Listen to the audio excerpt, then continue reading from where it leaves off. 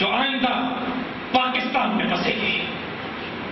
مبارک ہو آپ کو کہ آپ اس پاکستان میں پیدا ہوئے, اس پاکستان میں بستے کہ جس قوم سے اللہ نے کام لینا ہے سبق پھر پڑھ صداقت کا, عدالت کا, شجاعت کا, کہ لیا جائے گا تجھ سے کام دنیا کی امامت کا. وہ آپ لوگ ہو, اللہ کی قسم وہ آپ لوگ ہو.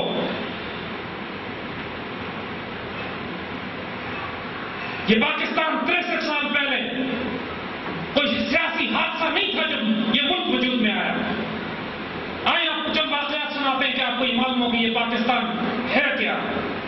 یہ آج کی شعلہ علیہ السلام کی اونٹنی, یہ آج کا وقت کا فرقان. یہ چند دن پہلے کی بات ہے, ٹیلی ویژن پر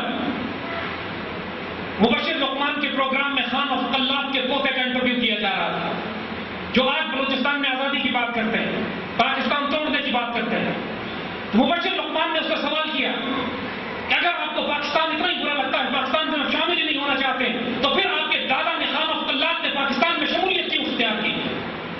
تو وہ جواب دیتا ہے لائیو پاکستان ٹیلی ویژن پہ, کہتا ہے صاحب یہ بات ٹھیک ہے آپ کی, جب پاکستان بنا تو ہم پاکستان میں شامل نہیں ہونا چاہتے تھے, لیکن میرے دادا کہتے ہیں کہ پھر مجھے خواب میں رسول اللہ صلی اللہ علیہ وسلم کی زیارت ہوئی, حضور نے جلالی انداز میں فرمایا کہ پاکستان بن رہا ہے, رکاوٹ نہ ڈالنا, فوراً شامل ہو جاؤ اس میں جا کے, اور ہم اس کی وجہ سے, اس حکم کی وجہ سے پاکستان میں شامل ہوئے. آ کے پاکستان کا مطلب کیا؟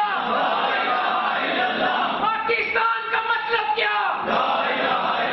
امیر ملت پیر جماعت علی شاہ رحمۃ اللہ علیہ اس پاکستان کو بنانے میں حقیقی معنوں میں جس فقیر نے اپنا کردار ادا کیا, آپ نے قائد اعظم کو صاف بلا کے بشارت فرما دی تھی کہ یہ پاکستان بننے والا ہے, یہ اللہ اس کے رسول صلی اللہ علیہ وسلم کی ڈیوٹی ہے جو آپ کو دی جا رہی ہے, اور ہمارے نہ حکم کیجیے, ہم آپ کے خادم ہونے کی حیثیت سے کام کریں گے.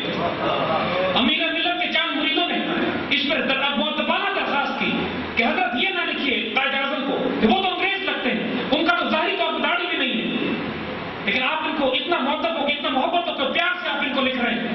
امیر ملت فرماتے ہیں, بہت خوبصورت جواب فرماتے ہیں, وہ کام ہمارا کر رہا ہے. امیر ملت سونے کا میڈل بھجواتے ہیں, اشرفیوں کی تھیلی بھجواتے ہیں. پیر رحمان کی شریف کو 7,000 خط لکھتے ہیں پورے ہندوستان میں. پیر رحمان کی شریف کو آپ کا خط پہنچتا ہے, اور رات کی تاریکی میں 11 بجے سیالکوٹ کے پاس امیر ملت کے مقام پر پیر مان کی شریف اپنے 150 مریدوں, مسلح مریدوں کے ساتھ فرنٹیئر سے پہنچتے ہیں, اور اس وقت رات کی 11 بجے امیر ملت آرام فرمانے کے لیے لیٹ چکے ہوتے ہیں, لیکن جب آواز سنتے ہیں تو اٹھتے ہیں, پوچھتے ہیں کون؟ باہر سے آواز آتی ہے مانکی کا فقیر. امیر ملت فرماتے ہیں اندر آتے ہیں, پوچھتے ہیں کیسے آنا ہوا؟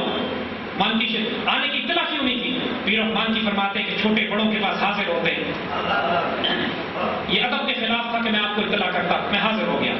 فرمایا کیسے آنا ہوا؟ کہتے سرکار آپ کا خط ملا تھا, یہ بھی ادب کے خلاف تھا کہ میں خط کا جواب خط سے دیتا, میں خود حاضر ہوا ہوں قدم بوسی کے لیے. حکم فرمائیے کیا حکم ہے؟ امیر ملت فرماتے ہیں قائد اعظم جو کام کر رہے ہیں وہ ہمارا کام ہے, ان کی مدد کرنی ہے. پیر رحمان کی شریف سر آنکھوں پہ اس حکم کو لیتے ہیں, فرنٹیئر میں پھیل جاتے ہیں, پیر بوڑی پیر رحمان کی شریف. اس کے بعد ریفرنڈم ہوتا ہے, ماشاءاللہ فرنٹیئر 99% فرنٹیئر پاکستان کے حق میں ووٹ دیتا ہے. تمام بڑے بڑے فقراء اور اولیاء اس پاکستان کے راز کو جانتے تھے. آئیں آپ کو بتائیں کہ آنے والے دور میں اس پاکستان کی تقدیر کیا ہے. حکومت کی ایک فوج ہندوستان پر حملہ کرے گی, اس کے حکمرانوں کو زنجیروں میں جکڑ کر لائے گی, اور اس کے بعد الحمدللہ پورا ہندوستان اسلام کے جھنڈے تلے دوبارہ آ جائے. کئی احادیث مبارکہ ہیں جس کی تشریح اور بشارتیں ہمیں اولیاء اللہ کی طرف سے ملتی رہی ہیں. حضرت شاہ محمد ذوقی, صوفی برکت علی صاحب فیصل آباد, صوفی برکت علی صاحب تو ماشاءاللہ فرماتے ہیں کہ ہم رہیں جب نہ رہیں, بندے بنتے رہیں گے, بندے جاتے رہیں گے, لیکن تم دیکھو گے کہ انشاءاللہ اس پاکستان کی ہاں اور میں دنیا کے فیصلے ہونے والے ہیں. آئیں آپ کو بتائیں اس پاکستان کی تقدیر کیا ہے. اللہ نے اس ملک کو کس لیے بنایا؟ اس ملک کو اللہ تعالیٰ نے جس مقصد کے لیے تخلیق کیا وہ امت کا احیاء ہے, وہ اس لیے کہ تمام دنیا کے مسلمانوں کو متحد کر کے خلافت الحم منہاج النبوہ کا جو مرکز جس خطہ زمین میں بننا ہے, اللہ کے فضل سے یہ خطہ زمین آج پاکستان, یہ ملک جو 27 رمضان مبارک کو جمعے کے دن لیلۃ القدر کی رات کو اللہ تعالیٰ کے فضل و کرم سے 50 لاکھ شہداء کے سائے میں وجود میں آیا تھا. بے فکر ہو جاؤ, یہ ختم ہونے والا نہیں ہے, اب اس کی سرحدیں پھیلیں گی انشاءاللہ, چھوٹی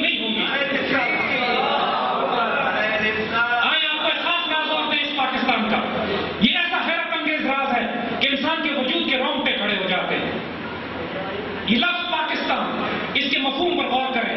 یہ بھی اللہ کی طرف سے دیا ہوا ایک نام اس خطہ زمین کو. تاریخ انسانیت میں تاریخ اسلام اٹھا کے دیکھ لیجئے, جو مماثلت مدینے کی ریاست سے اس پاکستان کو ہے, تاریخ اسلام میں کسی ملک کو وہ مماثلت نہیں ہے جو ہمیں ہے الحمدللہ. وہاں بھی مسلمانوں نے مشرکین سے ہجرت کی, مدینے کی ریاست بنائی. یہاں بھی ہم نے مشرکین سے ہجرت کی, پاکستان کی ریاست بنائی. وہاں بھی جھڑپیں ہوتی رہی, بدر بہت اور خندق کی جھڑپیں ہوئی. یہاں بھی ہماری ان کے ساتھ 47 سے لے کر 65 71 کارگل جھڑپیں ہوتی چلی آ رہی ہے. وہاں بھی خیبر کے یہودیوں نے مکے کے مشرکین کی مدد کی. یہاں بھی اسرائیل کے یہودی ہندوستان کی مدد کرتے اس مدینے کے خلاف. اور سب سے بڑھ کر وہاں فتح مکہ ہوا تھا, یہاں انشاءاللہ فتح مکہ ہوگا. اور پھر اس سے بڑھ کر کرم اللہ کے رسول صلی اللہ علیہ وسلم کا. یہ دیکھیے لفظ پاکستان پر غور کریں. یہ لفظ پاکستان مدینہ پاک کا, مدینہ طیبہ کا خوبصورت نام ہم جانتے ہیں, مدینہ طیبہ. یہ لفظ پاکستان دو حصوں سے بنا ہے, پاک اور استان. استان فارسی میں کہتے ہیں علاقے کو, شہر کو. افغانستان, تاجکستان, گلستان, بوستان, جہاں پہ کچھ لوگ بستے ہیں علاقہ ہو, جہاں پھول ہو گلستان ہوتا ہے, جہاں تاجک بستے تاجکستان ہوتا ہے, جس کے لیے عربی میں لفظ ہے مدینہ علاقہ. اور لفظ پاک, پہلا کلمہ طیب, طیب مانے پاک.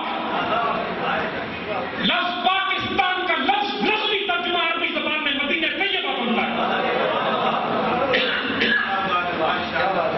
پاکستان, طیبہ, مدینہ, مدینہ طیبہ. اللہ کی قسم یہ مقدس سرزمین ہے, یہ ملک نہیں ہے. اس پر سایہ خدا ذوالجلال بھی ہے اور اللہ کے رسول کا فیضانہ سایہ بھی ہے. اس میں عاشق رسول وہ ہے کہ جو اعلیٰ حضرت احمد رضا خان کی سنت پر عشق رسول کو اپنے سینے میں, اپنے وجود میں جاری کرتے ہیں. آپ کوئی واقعہ یہاں سنانا چاہیں گے؟ نعرہ تکبیر.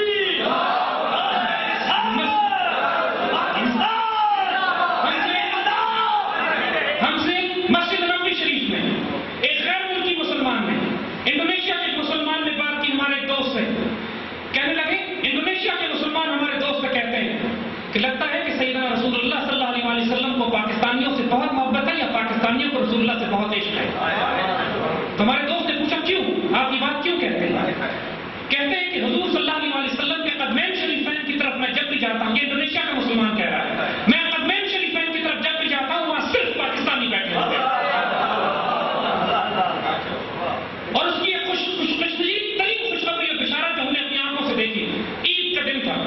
اللہ نے توفیق اور اجازت دی کہ ہم نے عید کی نماز مسجد نبوی شریف میں پڑھی. نماز میں رش بہت تھا تو نماز ہم نے باہر پڑھی حرم کے. لیکن نماز ختم ہونے کے بعد جہاں لاکھوں لوگ باہر نکل رہے تھے تو وہاں بہت بڑی تعداد میں لوگ اندر روزہ پاک کی طرف بھی پڑھ رہے تھے.